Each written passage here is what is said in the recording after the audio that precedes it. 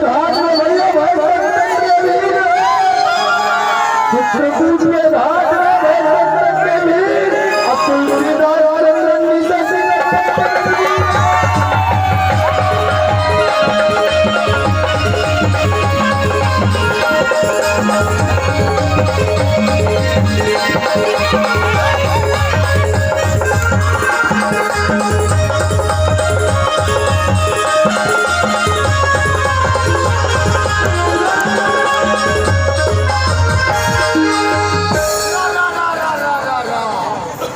धरना दे लगा ये मामले में साले का इतिया वो इतिया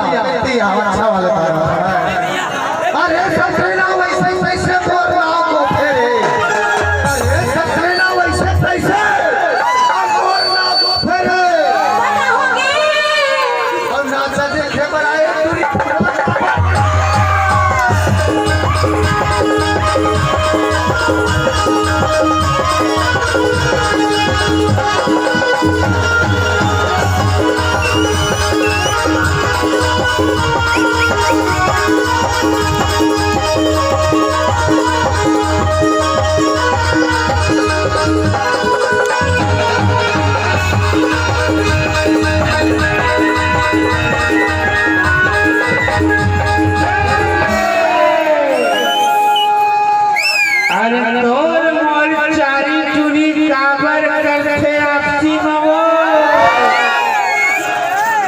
तोर मोर चारी दीवानी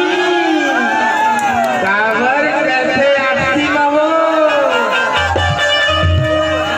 जे घर में दबे के खुले करे बने